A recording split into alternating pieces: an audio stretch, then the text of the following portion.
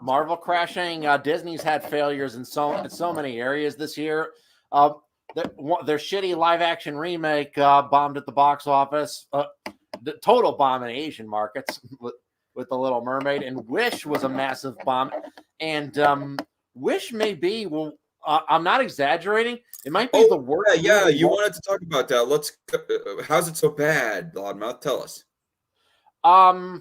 It feels like an AI generated movie, isn't it? It feels like the same way like an AI image generator will basically just kind of like take aspects of various things and kind of just combine them together to form images. This felt like it was just taking bits and pieces, but how an AI image generator isn't really sentient. Whereas this feels like a non-sentient entity just kind of took bits and pieces from older Disney movies and just kind of spliced them together, but without any understanding of what made those older ones work at all. Yeah, I get that. I actually watched a video of where there was a guy reviewing it that literally in his title he was all like, "It feels like an AI written movie." Another thing is the movie's message absolutely is fucking disgusting and promotes the worst kind of behavior to kids, because in the plot of this movie, there's this King Magnifico, who basically runs this kingdom. Apparently, he's been like a successful king for decades, and all his people are happy. They seem like they're living pretty good lives, and he's kept the peace. So, and we're told, though we're not really given many details, that he had a tragic backstory as a child. He had a rough childhood, but managed to learn magic and eventually like become a ruler of a kingdom. So I'm like, shouldn't this guy be the good guy? But we're told then later, it seems like he's the kind of person kids should admire. But then we're told that he basically takes wishes from people, wish requests, but he doesn't grant all of them. And he gives a good reason why. He says, your grandpa's wish about inspiring the next generation sounds great, but it could have unintended consequences. And I'm like, that's a good fucking point, man. The villain of the movie was completely right there. And the movie's hero just starts whining like, no, my grandpa wants it. You know, it kind of reminds me of one aspect of the movie Bruce Almighty. Bruce Almighty, that's the name of the one movie of where that Morgan Freeman grants the powers of God to Jim Carrey for a while, right? Yeah. Okay. It shows the consequences of granting everyone's wishes, and it talks about why everyone shouldn't get what they want. But in this movie, it's just like, no, everyone should get what they want. My grandpa wants it. He's old. So fucking stupid. What I would have liked if King Magnifico said to Asha, you know what, Asha, you're right. You've changed my heart, and now I'm going to grant wishes to everyone in the kingdom. Oh, by the way, 3 boys in your high school math class made a wish that they could fuck you. Killing in the name of... Oh, boy. that would have been an awesome line, except even if they did not use the word fuck, it would have been a little bit too edgy.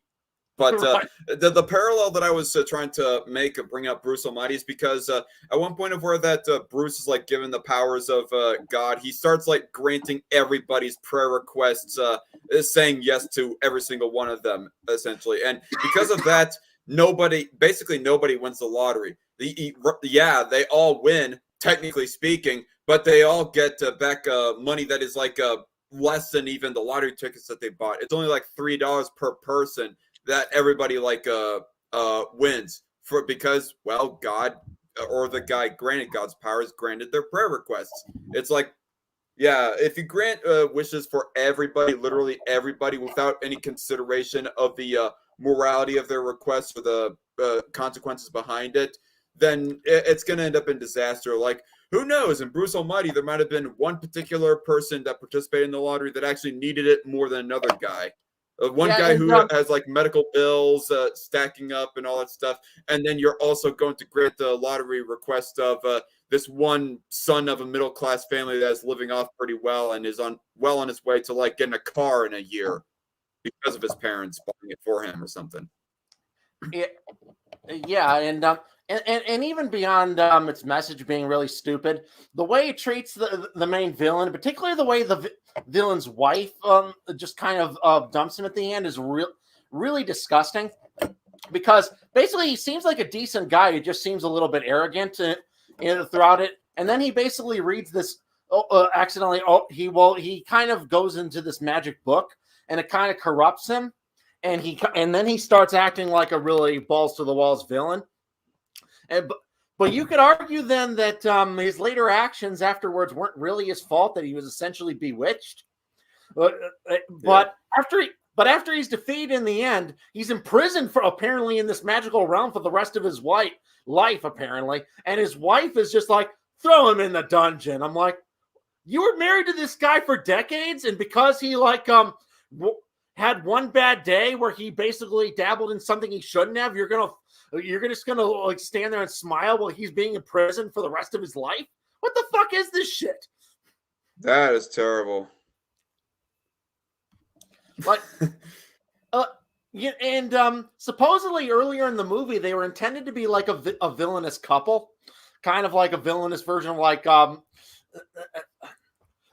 the Addams family or something. That actually could have been really interesting, but I guess modern woke Disney's like, no, we can't have a woman ever do anything bad. Duh. That seems to be the mantra that they are living by nowadays. It's so fucking stupid. Yes, derpy redneck, and his voice sounds beautiful. Yes. Red Feather says the Little Mermaid wasn't terrible, referring to live action, and I'm just Little Mermaid was terrible. I'm mostly like, the only thing that I hear good about it that is universally agreed upon is Melissa McCarthy playing as Ursula being a pretty good casting, and of how that she kind of she kind of revels in the villainy, which you know it's kind of ironic. We mentioned of how that Disney is living off the mantra that we cannot have any women be villains anymore, and yet they have this example. Did they really hold back on the villainy of Ursula in that movie, or no? Actually, no, they didn't hold back on her villainy, and I thought she was actually the better part of that movie. But they made a few absolutely moronic changes to the original story. Probably the dumbest, and I cannot believe that they made this change, was they have her when she sends Ariel to shore for 3 days. They say that it also affected her memory, that that basically Ariel doesn't even remember the conditions that needed to break to kiss Prince Eric. That is such a stupid change for so many reasons. For one, if Ursula can just modify conditions of the deal that were outside the contract, if she has the power to do that, why bother making a contract at all? Why not just cast a spell on her and be done with it? And two, it robbed Ariel of all her agency and all her actions later in the movie. It was such a dumb change. Yeah. I mean, everybody goes complaining about how that Ariel gives up on some of her agency, supposedly, in the original story of the movie. Well, in this one, they took it even a step further. Not only does she give up some of her agency, but some of her agency is completely taken away from her without her knowledge. Yeah, exactly. And what else? Yeah, you'd also think that because Halle Bailey is a gifted singer, that the music would be the one thing they wouldn't screw up, but they found a way to screw that up too. Because if you ever listen to the Scuttlebutt, my God, that's like the worst thing ever put. I bet the animators who had to listen to that song over and over again to match the animation to the movements probably are in the nut house by now. With the few bits and pieces that I have heard of that, it does sound like absolute dog shit. And even there are a few mini clips that I've seen of their iteration of Under the Sea, and it just sounds way poorly executed. Like with the original animated Little Mermaid, there was a whole lot of visualizations of some of the lines that Sebastian was singing, singing about how there's a fish who will be in a fish bowl. No visualizations. It don't match the lyrics to the song at all. It's a joke. Yeah. Like in the original, it has the one fish that is owned by the boss, and as soon as the boss is hungry, guess who's got me on the plate? It shows the fish getting like his bubble popped and put on a plate. But in the live action version, they just have Sebastian like do a lower voice impersonation, pretending to be a fish that was owned by a land person who is suddenly hungry for his pet fish. And Yeah. what's also idiotic is that they have Halle Bailey singing the lyrics of that song like making it a duet. That's really stupid because Under the Sea essentially is a musical version of an argument that Sebastian is making, telling Ariel to not want to go up on land. So Really? it's basically just in musical form his argument to Ariel. So Ariel participating in the song is really stupid and doesn't make sense. It really is, and really devalues the whole purpose of that scene. Like, if you're gonna have Ariel start singing Under the Sea with him, you're just essentially conveying the message that, oh, Ariel kind of agrees with Sebastian. Maybe she's having second thoughts. Maybe she doesn't really want to be a land person at all. Well, But really, the core of the story is that ultimately she does want to be a land person. well, because But they want. Well, the reason is because again, Halle Bailey is genuinely a very good singer, and they wanted to give her opportunities to sing more often. They even have her singing oh my one song gosh. while she's under like the curse where she can't speak, and they just have her kind of like a voiceover of her singing a song. Well, obviously she does. Well, obviously she can't actually sing in person because they just like having her sing songs. Okay. But I mean, back to sorry, the was he trying to say scuttlebutt. that's a good or bad way of executing that? Well, it's just kind of silly though that they have to have musical numbers there where they're not appropriate. I mean, because Jodie Benson, who voiced Mariel in the 1989 movie, she was a very talented singer as well, and they still only put her songs where they needed to be. Yeah. Some of the comments on the YouTube video of the Scuttlebutt are great. One of them says, the song is catchy like the flu. And much like the flu, you'll know you'll probably live through it, but you'll wish you were dead every second you endure it. Good roast. Good Or roast. another one says, Disney's so obsessed with equity and inclusion that they made a song you can only enjoy if you're deaf.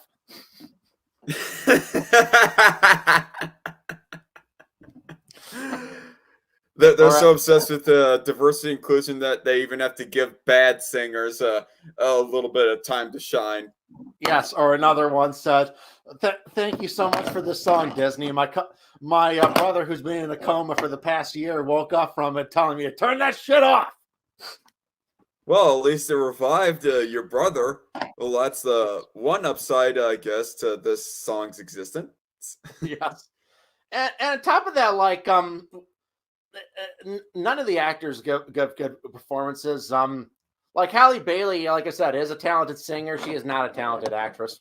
Her performance in the movie was pretty flat. I gotcha.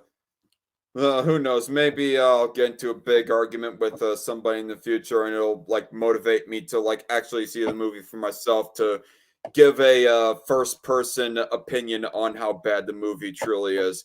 It's bad.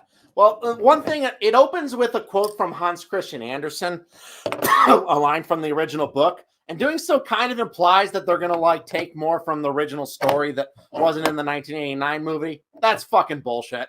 There's not a single thing in this movie from Hans Christian Andersen's original story that wasn't also in the 1989 movie. Not a single goddamn thing.